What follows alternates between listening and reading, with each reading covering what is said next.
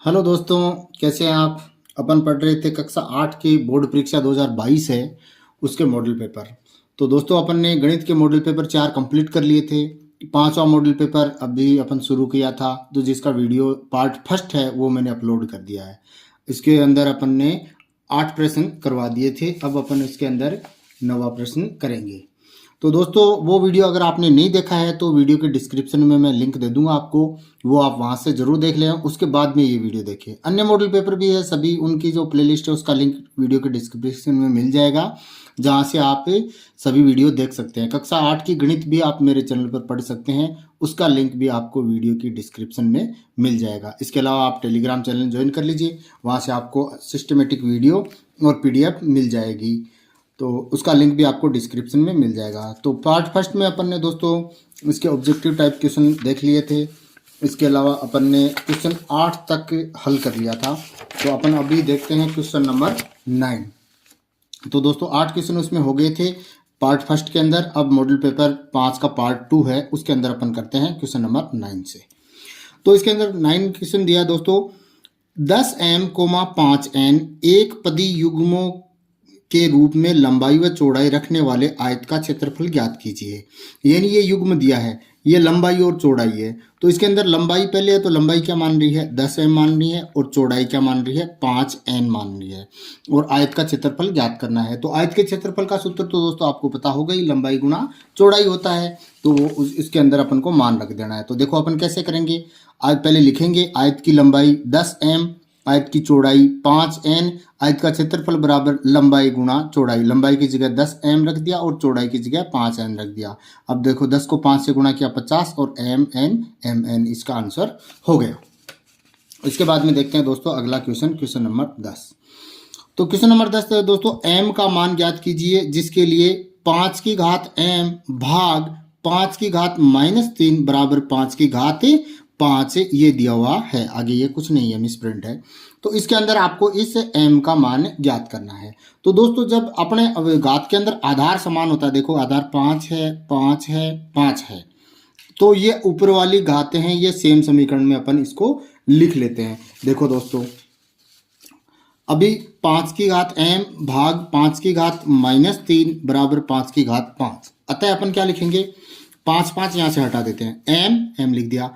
अब आपको एक नियम ध्यान रखना है कि भाग में घातें घट जाती हैं। जब समान आधार होता है तो भाग का चिन्ह होता है तो दोनों घात का माइनस होता है, और गुणा होता है तो दोनों घात का जोड़ होता है। तो यहाँ भाग का निशान है तो इसके अंदर क्या दोनों घात का माइनस होगा। फिर आगे क्या -3, तो कोष्टक में मैंने -3 लिख दिया, बराबर आगे की घात क्या है 5 है तो 5 लिख दिया। ये चीज आपके समझ में आनी चाहिए। माइनस का निशान क्यों आया, क्योंकि भाग के अंदर घातें घटती हैं, तो ये माइनस का निशान आया है। अब देखो अब इसको हल कर लेते हैं, m माइनस माइनस प्लस बराबर +3 बराबर 5। अब 3 इधर जाएगा तो माइनस में चला जाएगा, तो m बराबर क्या आएगा 2, इसका आंसर हो जाएगा। इजी है दोस्तों, थोड़ा सा समझने की जरूरत है। अगला प्रश्न है 11वां प्रश्न। 11वां प्रश्न देखो दोस्तों, निम्न कथनों में कौन सा सत्य है और कौन सा असत्य है। अब देखो मूल बिंदु के निर्देशांक 0,0 होते हैं, सत्य है, ये आपको रट लेनी है, ये बात आता है बार बार में। अब देखो दोस्तों अगला है बिंदु -1,4 में भुज का मान -1 और कोटि का मान 4 है, सत्य है कि असत्य। तो दोस्तों आज के अंदर दो चीजें होती हैं, एक तो होता है भुज, एक होता है कोटि। तो आपको सीरियलिटी याद रखना है, भुज कोटि, और यहां करना है एक्स वाई, यानी एक्स पे एक्स, वाई भुज कोटि, एक्स वाई भुज कोटि। अब एक्स एक्सिस पर होता है उसको कहते हैं भुज, और वाई एक्सिस पर होता है उसको कहते हैं कोटि। तो देखो एक्स एक्सिस पर -1 है तो भुज में एक -1 है, सही है। वाई एक्सिस पर 4 है तो कोटि 4 है, तो ये कथन भी हो गया सत्य। अगला प्रश्न दोस्तों 12वां प्रश्न है, यदि 31Z5, ये Z है, यहाँ कोई संख्या है, नंबर है, 3 का एक गुणज है, यानी इसका भाग 3 का भाग इसमें पूरा पूरा जाता है। जहां Z एक अंक है तो Z का मान क्या हो सकता है। तो 3 से विभाजकता के नियम पहले वाले मॉड्यूल पेपर में मैंने काफी करवाए हैं, आपको वो समझ में आ गया है, तो ये भी इजीली समझ में आ जाएगा। देखो दोस्तों इसका हल कैसे लिखेंगे, 31Z5 कोमा लगाएंगे, 3 का एक गुणज है। अब 3 से विभाजकता का नियम आपको लिखना ही है, इससे नंबर मिलते हैं। यदि संख्या के अंकों का योग 3 से विभाजित हो तो वह संख्या 3 से विभाजित होगी। अब संख्या के अंकों का योग करेंगे, 3 + 1 + Z + 5। अब देखो 3 1 4 5 9, 9 प्लस जेड। अब जेड की जगह अपन क्या क्या रख सकते हैं, जेड की जगह 0 रखेंगे तो योग कितना होगा 9, तो 9 में 3 का भाग जाता है, तो इसके अंदर अपन 0 भी रख सकते हैं। अगर जेड की जगह 3 रख दें तो 9 3 12 हो जाएंगे, तो उसमें भी 3 का भाग जाता है, तो 3 रख सकते हैं। इसकी जगह 6 भी रख सकते हैं, 6 रखेंगे तो 9 3 15 हो जाएगा, 15 भी 6 के पहाड़े में आता है। और जेड की जगह 9 भी रख सकते हैं, 9 भी 9 9 18 और 18 भी 3 के पहाड़े में आता है, तो इसके अंदर 9 भी रख सकते हैं। अब आगे 12 नहीं रख सकते जेड की जगह, क्योंकि 12 में 2 अंक होते हैं, जब को अपन को तो 1 अंक रखना है, तो अपन लिखेंगे आता है जेड बराबर 0 3 6 व 9 हो सकता है। तो ये क्वेश्चन इजी है दोस्तों, अगर समझ में आता है तो आराम से हो जाता है। अगला प्रश्न देखो दोस्तों, दिए गए दंडालेख में किसी शहर में स्वच्छ अभियान के अंतर्गत विभिन्न मदों में खर्च की गई राशि को दर्शाया गया। ये जो दंडालेख दिया हुआ है नीचे, आप आराम से देखें इसको। अब देखो इसके अंदर क्या है, इधर राशि लाखों में दे रखी है, 5 लाख 10 लाख 15 लाख 20 लाख 25 30 35 40 और 45। और इधर जो दिया है पहला जो दंडालेख है वो किसका है दोस्तों, पहला दंडालेख है शौचालय के निर्माण में, कितना लाख 30 लाख। देखो ग्राफ को समझो पहले, शौचालय के निर्माण में कितने हुए 30 लाख खर्च हुए। वाहन क्रय करने में कितने खर्च हुए दोस्तों, देखो यहाँ तक 45 लाख हुए। शुद्ध पीने योग्य पानी के अंदर कितना खर्च किया दोस्तों, ये यहाँ तक तो देखो बीच में आ रहा है, यानी 20 और 25 के बीच में, तो अपन 22.5 या 22.5 मान सकते हैं। इसके अलावा सीवरेज लाइन के निर्माण में कितना खर्च किया, देखो दोस्तों यहाँ है, तो ये 35 और 40 के बीच में आता है, तो 37 38 के करीब हो सकता है। ठीक है दोस्तों, अब इसमें एग्जैक्ट नहीं दिया है, ग्राफ पेपर में लाइनें होती हैं, उससे अपन एग्जैक्ट निकाल लेते हैं। तो अपन को देखते हैं इसके अंदर प्रश्न क्या पूछा है। इसमें पूछा है सबसे कम राशि कौन से मद में व्यय की गई और कितनी। तो सबसे कम राशि यानी सबसे छोटा ग्राफ किसका है, तो सबसे छोटा वाला ग्राफ है दोस्तों ये, और ये किसका है, शुद्ध पीने योग्य पानी के अंदर। तो अपन लिखेंगे शुद्ध पीने योग्य पानी के अंदर सबसे कम खर्च किया गया है। और कितना खर्च किया गया है दोस्तों, 20 और 25 के बीच में है, तो इसमें स्पष्ट नहीं है लाइनें, तो अपन करेंगे 22.5 लाख रुपए। कितने खर्च किए गए हैं, शुद्ध पानी पीने के लिए का सबसे कम खर्च किया गया है 22.5 लाख रुपए। और वाहन क्रय करने में कितनी राशि व्यय हुई, तो वाहन क्रय का कॉलम कौन सा दोस्तों, ये रहा, और ये राशि कितनी है 45। वाहन क्रय का देखो, ये वाहन क्रय का कॉलम है, ये रहा, और ये 45 तक जाता है, तो इधर लाख में है, तो 45 लाख रुपए इसका आंसर हो जाएगा। अब देखते हैं दोस्तों नेक्स्ट क्वेश्चन, क्वेश्चन नंबर 14 यानी 14 नंबर का क्वेश्चन। 14 नंबर का क्वेश्चन देखो दोस्तों, मान ज्ञात कीजिए। इसका मान ज्ञात करना 2 से 1/2 प्लस माइनस 3 से 1/2 प्लस माइनस 2 से 1/3 प्लस 2 सही 1/9। इसका आपको हल करना है, यानी इसका आपको प्लस जो जोड़ है वो करना है, समीकरण को हल करना है। तो देखो इस दोस्तों इसके समीकरण को अपन हल करेंगे। क्वेश्चन नंबर है अपना 14। तो 14 क्वेश्चन नंबर देखो दोस्तों, सेम सवाल मैंने लिख दिया। अब देखो ये मिश्रित भिन्न है, तो इसको अपन अनुचित भिन्न में बदलेंगे। तो कैसे बदलेंगे, देखो इसको इससे गुणा करना है, तो 2 को 2 से गुणा किया 4 और 1 जोड़ना है 5, यानी आपको जैसे वो 2 सही 1/2 दे रखा है, तो यहाँ इसको तो गुणा करना है और जो संख्या है उसमें प्लस करना है। तो 2 दूनी 4 1 5, 5 सही 5/2 बटा ये का यही रहेगा। अब देखो प्लस प्लस कोष्टक के अंदर माइनस लगा दिया, 3 दूनी 6 और 1 7, तो 7/2 प्लस प्लस माइनस माइनस 3 दूनी 6 और 1 7, 7/3 प्लस 9 दूनी 18 और 1 19, 19/9। ठीक है दोस्तों, अब देखो अब आगे क्या करना है अपन को जो डबल डबल निशान है उनको सिंगल करना है। 5/2 का 5/2 प्लस माइनस माइनस और 7/2 7/2 प्लस माइनस माइनस 7/3 और प्लस 19/9। अब दोस्तों देखो दोस्तों इसका जोड़ बाकी करने के लिए जो नीचे हर दिया है 2 2 3 9।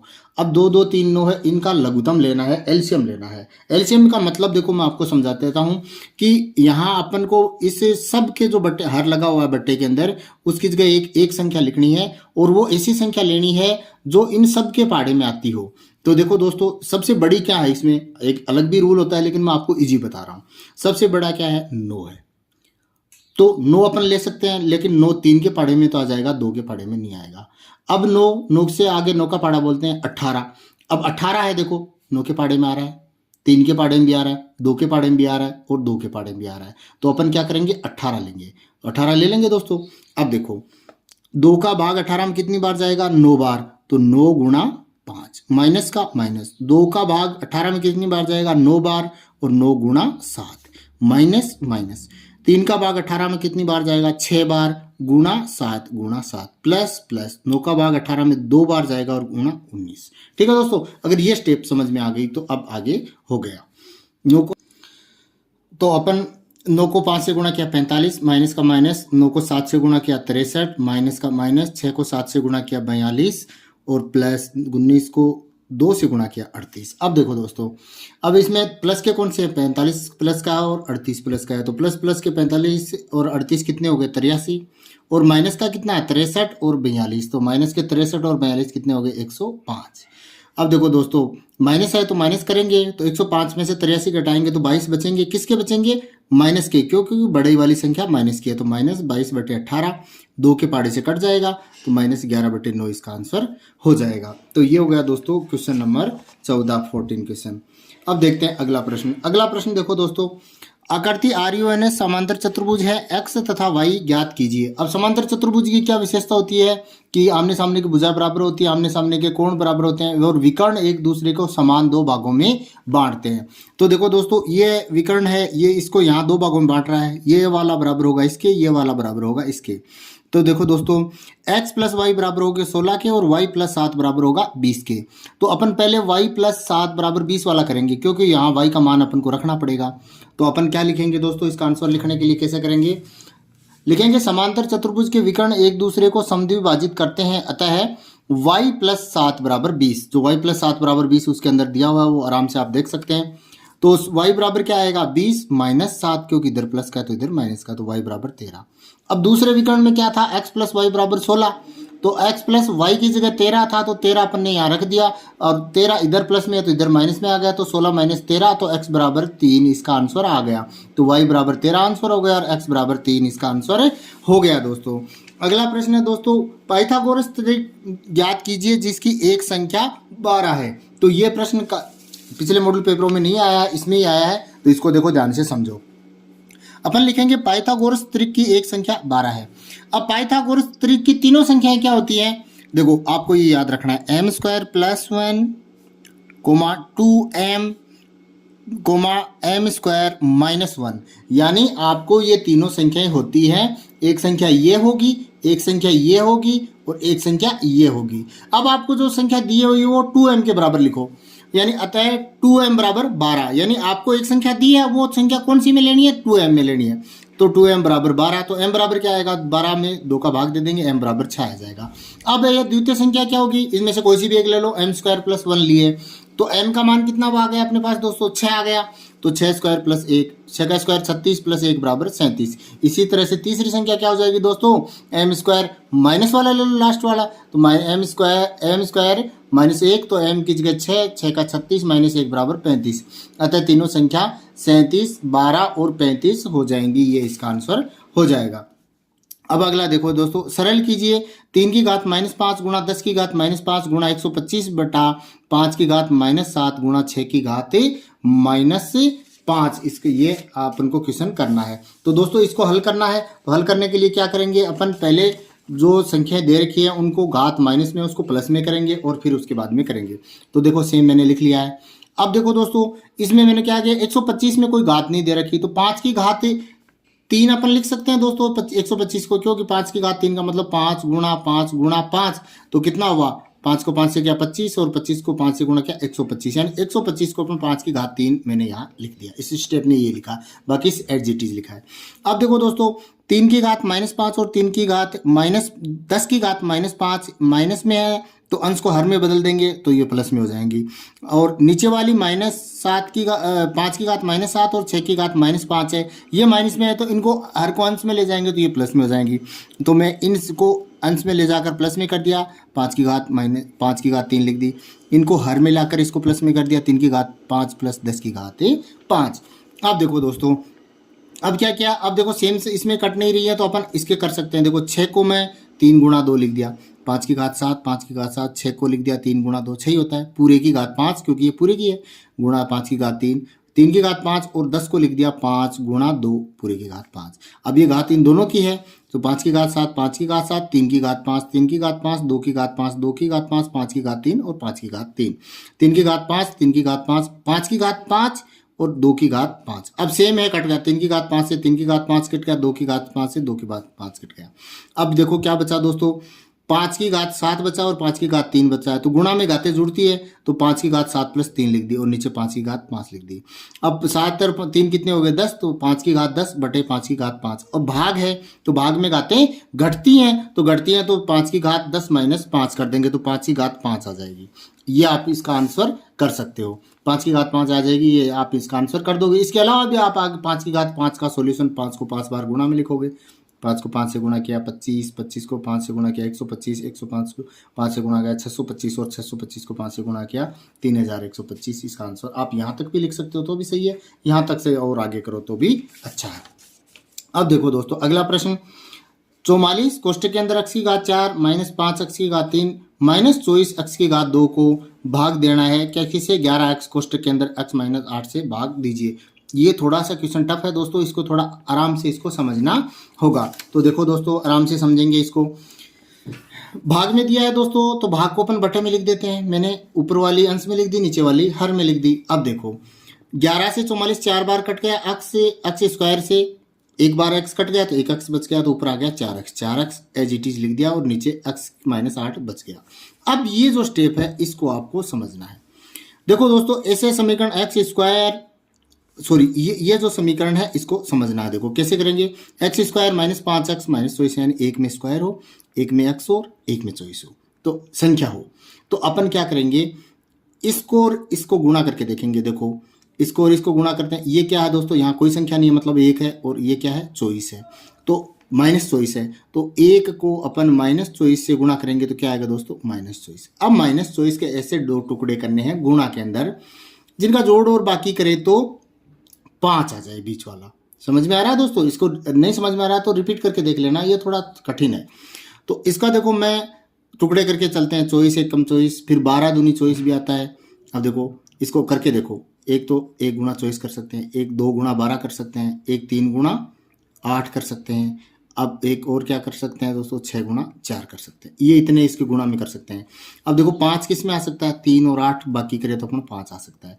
अब देखो दोस्तों इसको मैं लिख रहा हूँ, 5 को अब ऐसे कर लें 8 और 3 में लिखना है, तो देखो माइनस 5x है, तो इसको देखो मैंने क्या लिखा माइनस 8 प्लस 3x, क्योंकि माइनस 8 में से प्लस के 3x घटाएंगे तो माइनस के 5x बच जाएंगे। ये स्टेप अगर समझ में आ गई है तो एकदम सही है। अब देखो अब इसको आगे करते हैं, ये लिख दिया।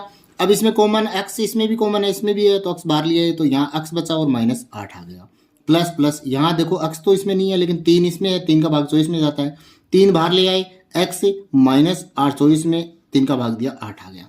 अब देखो x माइनस 8 दोनों में कॉमन है, 4x का 4x, x माइनस 8 कॉमन और नीचे क्या बचा x plus 3, x minus 8 cut गया। अब क्या बचा 4x, x प्लस 3, 4x को x से गुणा किया 4x स्क्वायर और 4 को प्लस का प्लस लिख दिया और 4 को 3 से गुणा किया 12 और x, ये आंसर आ गया। अगर ये सवाल समझ में नहीं आया तो थोड़ा दोबारा देख लें, आ जाएगा। ठीक है दोस्तों, अगला प्रश्न है, देखो ए बी और सी को ज्ञात कीजिए। ए बी को गुणा किया 3 तो सी ए बी आना चाहिए। देखो दोस्तों इसमें कोई रूल नहीं लगता, ये बहुत इजी रहता है, समझ में आ जाए तो इजी है। यानी यहाँ पर अपन कोई संख्या रखें और उसको 3 से गुणा करें तो वही संख्या है। तो देखो दोस्तों 1 रख के 3 से गुणा करते हैं 3 आता है, 2 से 6 आता है, 3 से 9 आता है, 4 से 12 आता है, 5 से 15 आता है, यानी 5 यहाँ लिखेंगे तो 15 आ जाएगा और यहाँ अपन 1 हासिल चली जाएगी। लेकिन यहाँ 5 लिखेंगे तो दोस्तों ये हासिल जुड़कर यहाँ भी सेम टू सेम ही आना चाहिए। तो अपन क्या करेंगे, बी की जगह रखेंगे 0। जीरो को 3 से गुणा किया दोस्तों क्या आया 0, और फिर ए की जगह रखेंगे 5 को 3 से गुणा किया तो कितना आया 15 का 5 और 1 आ जाएगा। तो देखो दोस्तों B0 A5 और सी की जगह ये आ जाए। तो इसको लिखने का तरीका ऐसा है दोस्तों, आप बी की जगह 0 दिखाएं और इस बी की जगह 0 दिखाएं, ए की जगह 5 दिखाएं और यहाँ 5 दिखाएं और सी दिखाएं। इसके दोबारा लिखकर a बराबर 5, b बराबर 0 और c बराबर 1 लिखते हैं। सवाल इजी ही है। अगला प्रश्न देखो दोस्तों, हरी और हेरी की वर्तमान आयु का अनुपात 5:7 है। तो अपन क्या मानते हैं, मैंने पहले बताया था अनुपात दे रखा उतनी वर्तमान आयु मानते हैं। तो हरी की वर्तमान आयु मानेंगे 5x और हेरी की वर्तमान आयु मानेंगे 7x। अब 4 वर्ष बाद उनकी आयु, 4 वर्ष बाद में क्या हो जाएगी, हरी की तो हो जाएगी 5x प्लस 4 और हेरी की आ जाएगी 7x प्लस 4। आयु का अनुपात 3:4 हो जाएगा। तो उनकी वर्तमान आयु ज्ञात कीजिए। तो देखो समझ में तो आपके आ गया होगा। अपन लिखेंगे हरी व हेरी के वर्तमान आयु का अनुपात 5:7 है। अतः माना हरी की वर्तमान आयु 5x, हेरी की वर्तमान आयु यहाँ से 7 उठाया x, 4 वर्ष बाद इनमें 4 जोड़ देंगे और इसमें 4 जोड़ देंगे तो आ जाएगा हरी की वर्तमान आयु 5x + 4, हेरी की वर्तमान आयु 7x + 4। अब 4 वर्ष बाद में हरी और हेरी की आयु का अनुपात कितना है? 3:4। अब मैंने बताया था पहले इन दोनों का अनुपात समानुपात होगा दिए हुए अनुपात के, तो 5x + 4 का अनुपात 7x + 4 लिख के समानुपात 3:4। बाह्य पदों का गुणनफल बराबर मध्य पदों का गुणनफल। बाह्य पदों का 4 को गुणा करना है 5x + 4 से और 3 को गुणा करना है 7x + 4 से। 5 को 4 से गुणा किया 20 और x 4 को 4 से गुणा किया 16, प्लस का निशान है तो प्लस का लगा दिया। इधर 3 को 7 से गुणा किया 21 और x का x प्लस का प्लस, 3 को 4 से गुणा किया 12। अब देखो दोस्तों x एक साइड में लेंगे, 20 इधर है ही x और 21x इधर से इधर लाएंगे तो माइनस में आ जाएगा क्योंकि यहाँ प्लस में है। फिर प्लस का 12 इधर है, 16 इधर प्लस में है तो इधर आएगा तो माइनस में। अब देखो 21x में से 20x घटाएंगे, 1x बचेगा किसका? माइनस का, क्योंकि 21 माइनस का है। इसी तरह से 16 में 12 घटाएंगे तो 4 बचेगा किसका? माइनस का, क्योंकि बड़ा वाला 16 माइनस का है। माइनस से माइनस कट जाएगा, x बराबर 4 आ जाएगा। अतः हरी की वर्तमान आयु अपन ने कितनी ली थी? 5x, तो x को 5 को x की जगह 4 से गुणा कर देंगे 20 आ जाएगा। और हेरी की वर्तमान आयु 7x ली थी तो 7 और x की जगह 4 रख के उसको गुणा करेंगे तो 28 इसका आंसर हो जाएगा। तो ये हो गया दोस्तों क्वेश्चन नंबर 20। अब देखते हैं अगला प्रश्न। अगला प्रश्न है दोस्तों कि 21 के अंदर अथवा में प्रश्न है। मैंने सेकंड नंबर का लिया है, बार बार मैं इसी प्रश्नावली के प्रश्न करवा रहा हूं ताकि आपको इजी से समझ में आ जाए। एक बार ये कराऊंगा तो फिर वो समझ में नहीं आएगा। तो देखो दोस्तों इसके अंदर क्या किया है, x + b बराबर x² + a + bx + ab का उपयोग करते हुए निम्न का मान ज्ञात कीजिए। क्या है? 103 को गुणा करना है 104 से। अब देखो x + a x + b यानी x दोनों में सेम है, तो अब मैं लिख दूं 100 को 103 को दोस्तों लिख दूं 100 + 3 और 104 को लिख दूं 100 + 4। अब देखो x + a x + b यानी ये सेम हो गया, ये a हो गया और 4 b हो गया।